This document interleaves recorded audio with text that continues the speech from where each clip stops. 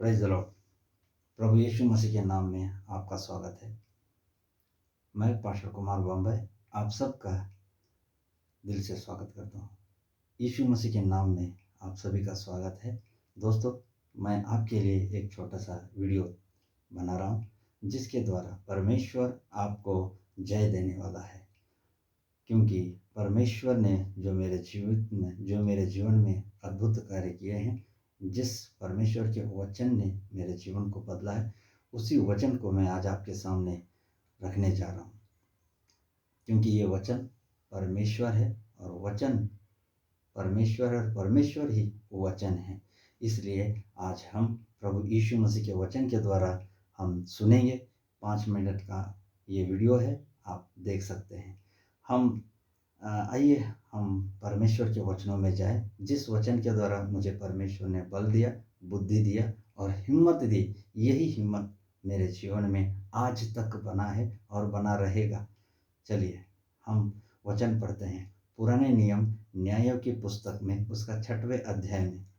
तब इजरायलियों ने यहोवा की दृष्टि में बुरा किया, इसलिए यहोवा ने उन्हें मिधानियों के वश में 7 वर्ष कर रखा और मिधानी इजरायलियों पर प्रबल हो गए। मिधानियों के डर के मारे इजरायलियों ने पहाड़ों के गहरे गड्ढों और गुफाओं और किलों को अपने निवास बना लिया। तीसरा वचन, जब जब इजरायली बीज बोते तब तब मिधानी और अमेलेकी और पूर्वी लोग उनके विरुद्ध चढ़ाई करके अज्जा तक छावनी डालकर भूमि की उपज नष्ट कर डालते थे, और इजरायलियों के लिए न तो कुछ भोजन वस्तु और न भेड़ बकरी और न गाय बैल और न गधा छोड़ते थे।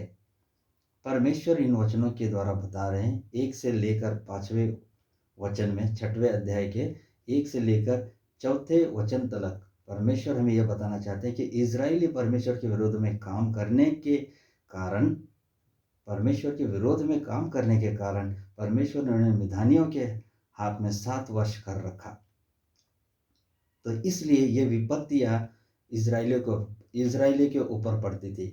ये कौन सी विपत्तियां हैं? लेकिन इसको विपत्तियां तो हम नहीं कह सकते हैं, लेकिन परमेश्वर ने उनको मिधानियों के साथ हाथ में 7 वर्ष कर रखने के कारण इजरायली जो जो बीज बोते थे, इजरायली जो जो काम करते थे, उस पर मिधानी लोग आकर उन पर प्रबल होकर उनके हाथ से छीन ले जाते थे। क्यों? क्योंकि परमेश्वर के विरोध में इजरायलियों ने काम किया था। अभी इनके जीवन में देखिए, ये जो भी खेती में फसल बोते थे और वहाँ पर इजरायली लोग जो जो खेती बीज बोते थे, खेती में फसल काटते थे, उसे मिधानी आकर ले जाते थे। यहाँ पर हम देखते हैं प्रियजनों कि इजरायली लोग यहाँ पर मिधानियों के अधिकार में हैं, मिधानियों के डर में हैं, मिधानियों के ताकत के नीचे दबे हुए लोग हैं। अब इन दबे हुए लोग, डरे हुए लोगों में से परमेश्वर एक जन को उठाकर खड़ा कर रहा है। देखिए यहाँ पर हम देखते हैं कि 11वें वचन में 6वें न्यायों की पुस्तक 6वां अध्याय उसके 11वें वचन में हम पढ़ते हैं, फिर यहोवा का दूत आकर उस बांझ वृक्ष के तले बैठ गया जो ओपरा में अबीएजेरी योआश का था, और उसका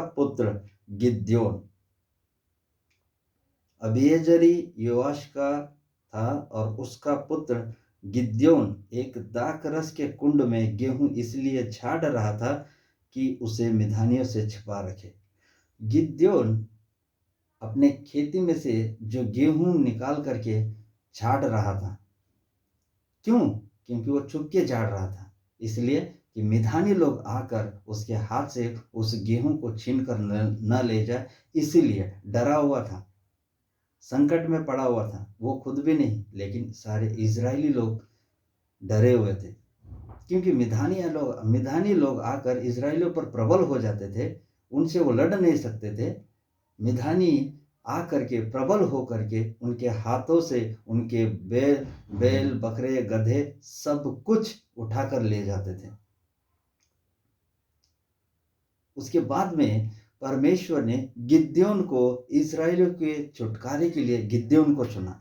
ये गिद्योन है कौन और इसको परमेश्वर ने क्यों चुना? देखते हैं आगे।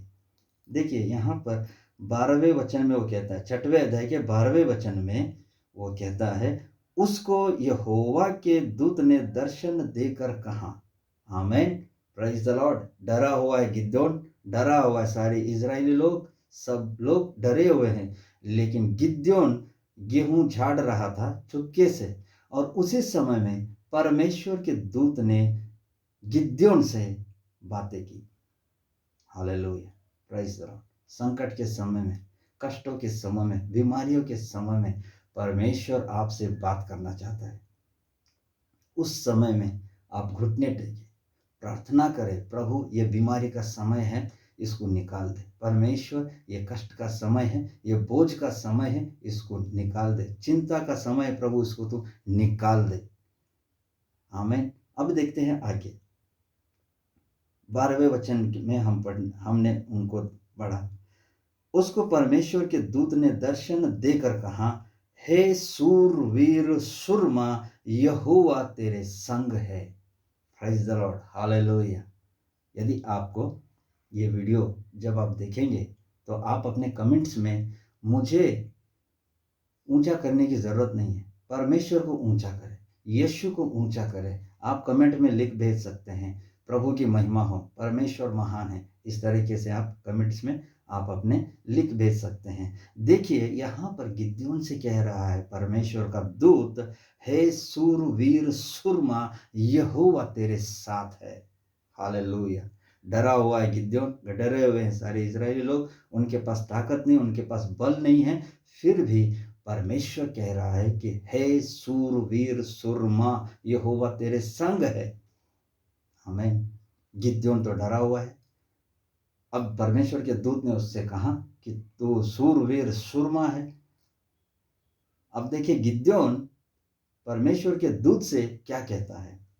14वें वचन में हम देखते हैं, न्यायों की पुस्तक 6वां अध्याय 14वें वचन में हम देखते हैं, तब यहोवा ने उस पर दृष्टि करके कहा।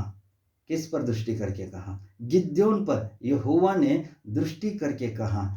याद रखिए, परमेश्वर का दूत गिदोन से बात कर रहा है, लेकिन यहोवा की दृष्टि किस पर थी? गिदोन पर थी।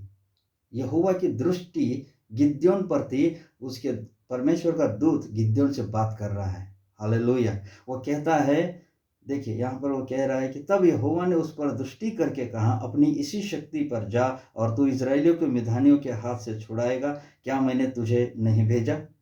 उसके उत्तर में 15वें वचन में उसके उत्तर में गिदोन कह रहा है, उसने कहा, हे मेरे प्रभु, विनती सुन, मैं इजराइल को कैसे छुड़ाऊं? देख मेरा कुल मनसे में सबसे कंगाल है, फिर मैं अपने पिता के घराने में सबसे छोटा हूं।